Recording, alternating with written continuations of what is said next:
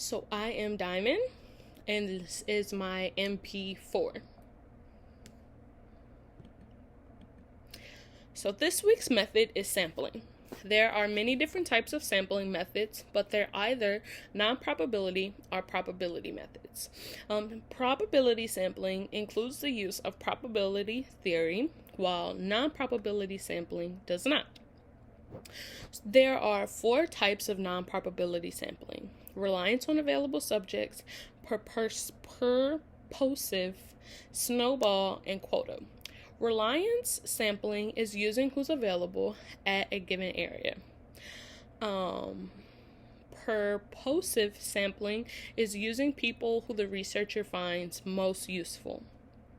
Snowball sampling is using participants' referrals to gain a sample. And quota sampling is selecting a sample based on a pre-specified characteristics that is assumed to match the population being studied. There are 3 types of probability sampling methods that were discussed this week, and they are equal probability of selection method, simple random sampling, and systemic sampling. Equal probability of selection method is where everyone has the same chance of being selected. Simple random sampling is where every case receives a number, and then a set of random numbers is generated. In every case, who has one of those numbers from the list that is generated is then included in the sample. Systemic sampling is where every nth or kth person on a list is used to compose the sample. So the strengths of the methods. Different sampling methods provide different strengths, and depending on your study and what you're trying to accomplish, it'll be useful to make sure your method is appropriate for what you're trying to accomplish. For example, one of the benefits of most of the methods of non-probability sampling is that they allow for researchers to ensure that they are getting participants who fit their criteria. For example, in Burley et al. Study, they were researching coastal land loss in specific parishes, so it was important that they found participants who lived in those parishes. Alternatively, one of the benefits of probability sampling is that the results may allow for generalizations that can be applied to the whole population. Becker states, "Every scientific enterprise tries to find out something that will apply to everything of a certain kind by studying a few examples." So how others have used these methods? Burley et al. used a phenomenological approach to focus on participants' perception on coastal land loss in Grand Isle and Terrebonne Parish. This study was composed of 47 participants who were selected using non-probability sampling, specifically the snowball method. This article examined how residents of communities frame environmental change. Researchers found participants to be tied to the place they called home, and were distraught by land loss. Chernoff and Go conducted a study involving 394 randomly selected cases in a Midwestern juvenile court to analyze the timely case processing of juvenile court and factors which may affect it when controlling for other variables. So they drew a random sample of cases. The present study identifies factors that influence timeliness in the juvenile court. I believe the researchers used a simple random sampling method, which is a probability sampling method.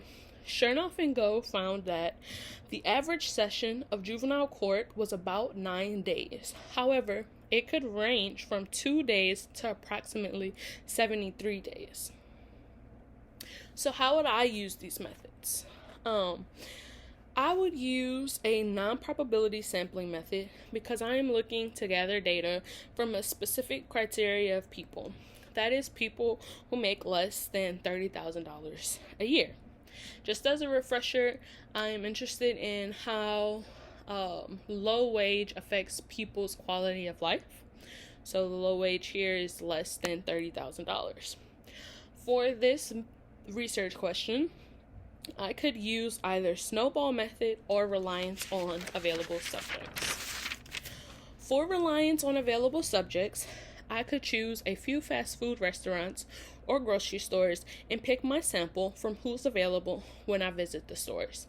For example, I would conduct my study in New Orleans because their poverty level is kind of high. And I would probably pick a random McDonald's or Burger King, maybe a Winn-Dixie or Rouse's.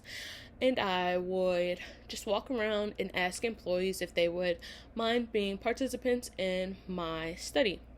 I would collect their name and their phone number, and I would contact them at a later date. I would not want to collect data from them while they are on the clock at their jobs. If I use the snowball method, I would still collect my sample from people who worked at fast food restaurants and grocery stores, but instead of walking around and gathering a list of people that are available, I would just start with one or two people.